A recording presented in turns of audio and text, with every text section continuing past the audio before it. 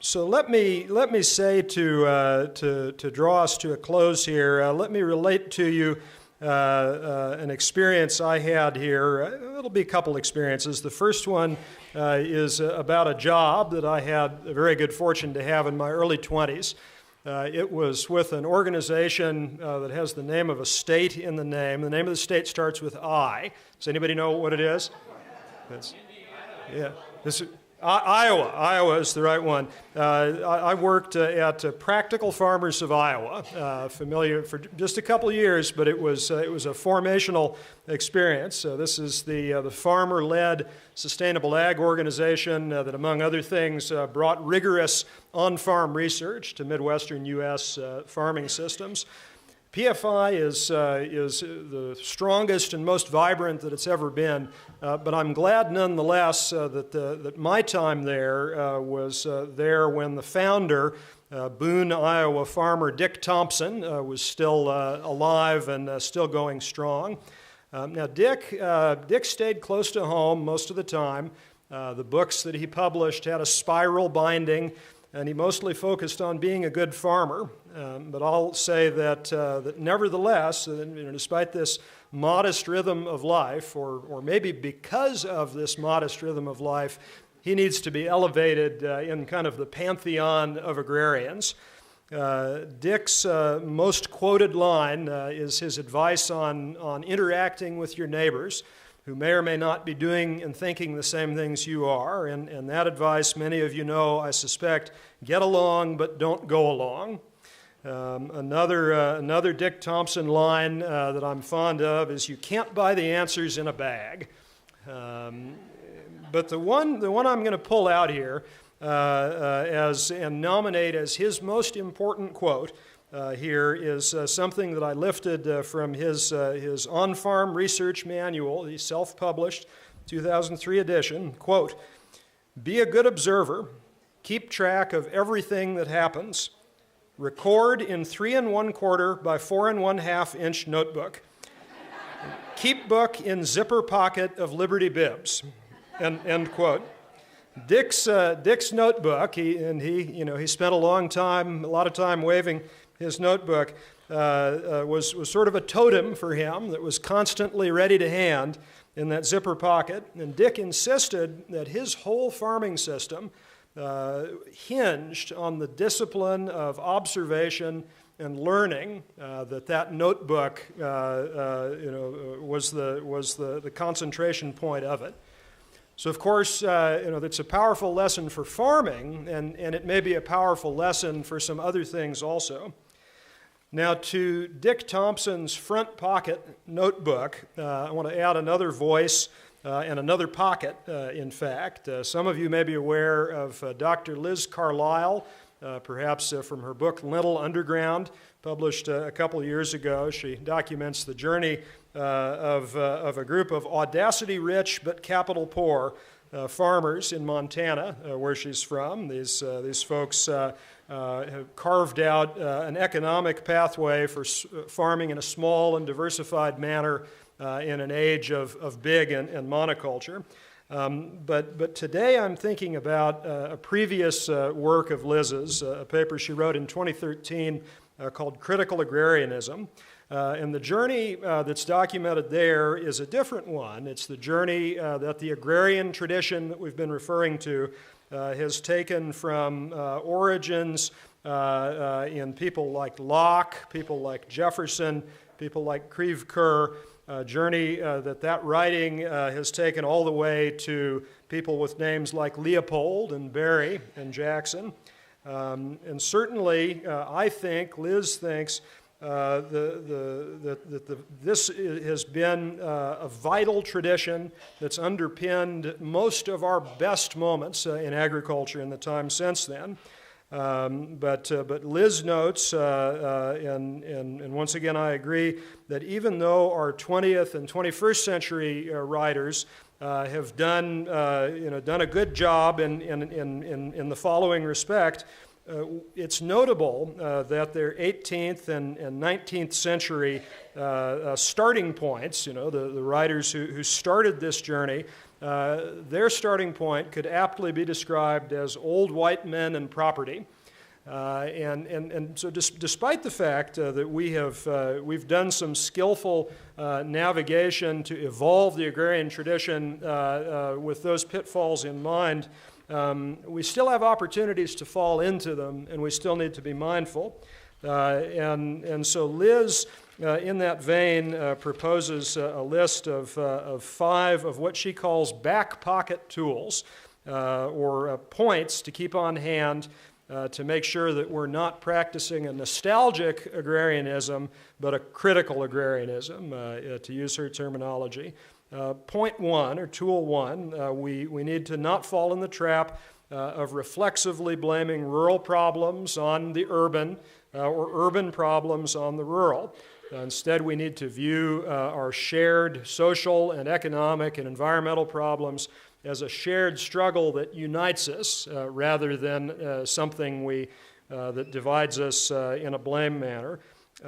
Point 2, we don't want to confuse what are legitimate agrarian values, like producing a good crop or practicing healthy forms of competition in the marketplace or with neighbors. We don't want to confuse those healthy values with vices like productivism or growth capitalism, which are ultimately corrosive to people, land, and community. And these things can blur in the middle a little bit, and so we need to be alert. Point 3, despite, again, healthy agrarian values of self-determination, of self-discipline, instead, and I'll quote Liz directly here, a just agrarian prosperity can never be achieved through individual efforts or self-sufficiency alone, end quote. So we'll all ultimately succeed or fail based on our ability to work together and to relate to one another as kinfolk. Point 4, Liz calls for us to build up a consciousness about the intersection of race and ethnicity with the issues that we're talking about and organizing around in agriculture and in farming. For example, over the period 1901 to 2000, African American farm ownership in the U.S. declined 94%. Did we notice that? And I mean, in the attention that we've paid to farm loss of farms, did we really notice that statistic? And then finally, point 5, back pocket tool number 5, that in the same manner that we need to be alert to reconcile gender equity and the role of gender roles with the agrarian scenes that we see in our mind's eye. The first agrarian writers, people like Locke and Jefferson, were after liberation from tyranny as they saw it. If we want to complete the journey to liberation from tyranny, we need to move, I would submit, our boundaries of social consideration a considerable ways beyond where those boundaries were set several centuries ago. And so then, to put an example to it, and I'll depart from Liz Carlisle after this here, that she closes this part of her writing with the example of Will Allen, the founder of Growing Power, urban farmer in Milwaukee, Wisconsin, somebody who has rural roots in the South and has used his childhood experiences, positive and negative, to propel him into sort of casting a new urban agrarianism, that we need to note his elevation to this list of agrarian voices out there to kind of give us an example there. At this point, we're here at Prairie Festival at the Land Institute. I'm going to stop for a calibration check. We had scientist updates earlier. We talked about Kernza commercialization.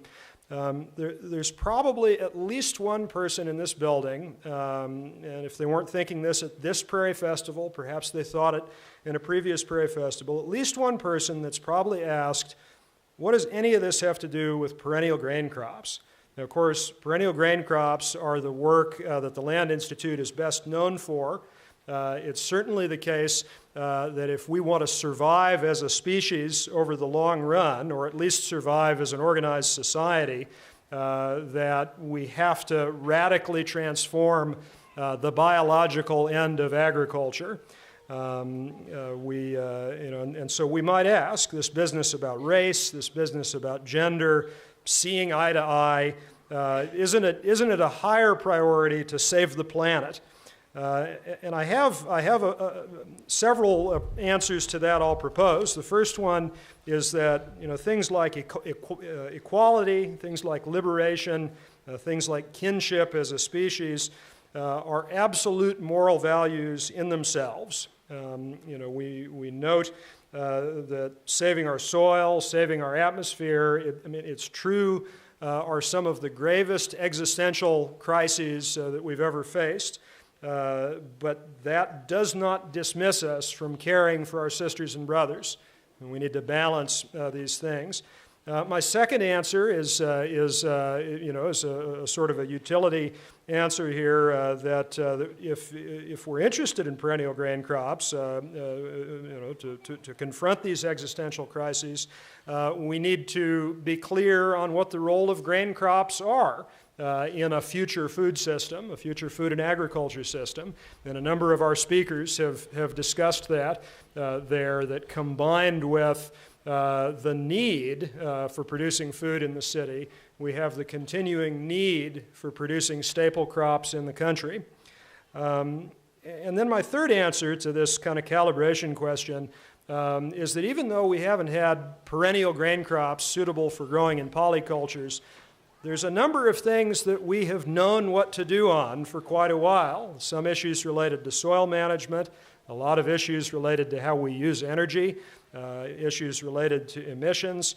We've known what we need to do, but we haven't been able to muster ourselves as a society to do them. And so I would submit that the wisdom and the love that it takes to make decisions like that we could call them quantitative traits of the soul, in a little bit of the same manner that things like yield and things like productive stand life are quantitative traits of crops that we improve slowly year after year by many cycles of breeding. We need to build up these judgment traits in ourselves so that we have the judgment when the time comes to make use of the new tools that we are creating through the research process here. Another way that this has been said in the past is that we need a new heart and a new spirit. We need our heart of stone to be replaced by a heart of flesh. And it wasn't in Ezekiel, but I'm going to tack on that sometimes it seems to me like we need a new brain also. We can work on that. But I'll say that if we can't access the clarity of the different visions that we have, if we can't access the neighborliness that our neighbors have the potential to hold for us, and if we can't set up a mutual set of values around the building up of people, land, and community, then these crops that we're carefully breeding, the cropping systems that we're carefully assembling, and this whole new paradigm for agriculture, none of that is going to save us because we won't have the wisdom to put it to work. Now, I do have to admit that in a lot of senses, I'm an agronomist at heart. It was a lot of my academic training. In one sense, I am here because I'm really, really jazzed about perennial grain crops. And I certainly will say that there is no work in the world that is more important than the work that our scientists here are doing or our collaborators on 5 continents at this point. But we do need to recognize that there's work that is as important, and that's the work we've been speaking of getting right with each other. And so it's been put that it all turns, put by a hillside farmer from Kentucky, it all turns on affection, is what it comes down to. Now, I have one more story in me here, and that's about the time that I went, 5, 6, 7 years ago, drove to Nauvoo, Illinois, to buy a book at a bookstore that my friend Estelle Neff runs there. I say he's my friend. I think he's something like my fourth cousin, twice removed. We'll say friend here. And so we got to talking, and he may have been trying to distract me from negotiating on the sticker price of this used book, which was a little elevated, I think. But he got into to telling me a story about going with his dad to show livestock at the 1948 Cook County Fair. It was held in Soldier Field on the lakeshore in Chicago. And he talked of he and his dad loading up a semi-trailer full of dairy cows. A semi-trailer was quite a thing in 1948. And a lot of the story had to do with the journey in a semi-trailer over the roads of 1948 to Chicago. And there were some hair-raising pieces about Lakeshore Drive, which was only 2 years old itself in 1948, and even about having to turn around and back up and wind through, and PTSD kind of trailering experience. But then where the discussion went from there is what I'll mostly tell you. So they got there and they unloaded the cattle, these dairy cattle, and they found their way to where of course, the stalls and the stanchions and where there was hay and so forth. And of course, that just because you take dairy cattle on a 300-mile jaunt, you're not excused from milking them exactly when they expect to be milked. And so, of course, it worked out that as they were there, one of the milkings every day was after the close of public hours for the Cook County Fair there.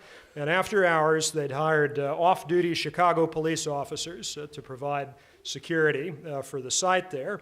And Estelle recounted that the very first night they were there, he was milking, and he felt the sensation of being watched, and one of these cops had kind of drifted in and was looking pretty closely at what he was doing. And the second night that he was doing that milking of the day, there were 3 or 4 cops that were watching. And by the third night, there were like 10 cops sitting around watching. There can't have been any security at that point anywhere else at the facility. And of course, the reason for this fascination, the reason that it had passed by word of mouth among the police officers that were there to come look at this, is that they'd never seen dairy cattle milked before. Now, I want to be really clear at this point in the story about what kind of story this is not. This is not a story about city folks being out of touch with food. We have a lot of, we do a lot of that, and some of it's warranted, but this is not a story like that. For one thing, if he'd been there 10 years earlier, certainly 20 years earlier, there wouldn't have been as much fascination. As that was somewhere in there was about when the idea that we could separate our affairs in these ways took over. What I'm saying is 10 or 20 years earlier, people would have remembered seeing cows milked. But the more important reason that it's not one of those stories is that when Estelle was telling this part of the story, when he was describing the looks on those men's faces watching, Estelle's face and his voice had reverence in it. Reverence for the moment that he realized he was in. He was like 18 probably at the time. Even at 18, he realized that he was in a moment there where the scripted roles had fallen away, the bravado had fallen away, there wasn't any city, there wasn't any rural, that there were just people and animals and an act of sharing that was going on. That was a crossroads experience right there. Now, our individual visions are incomplete here, and so of course we need one another to complete this picture for all the reasons that all of our speakers have talked about. This is not always going to be easy or convenient. It's not always going to be comfortable, this horizon broadening and reaching out that we need to do. But we have a lot to draw on, as we've recounted here. We can equip ourselves with Dick Thompson's notebook in our front pockets and the discipline that goes along with it to be a good observer, keep track of everything that happens. And we can keep the tenets in our back pocket of this critical agrarianism that we spoke of to remind us of the future that we seek, which is a future that's both perennial and just. So let's get to work. Thank you for being here. Yeah. Thank you. Thank you.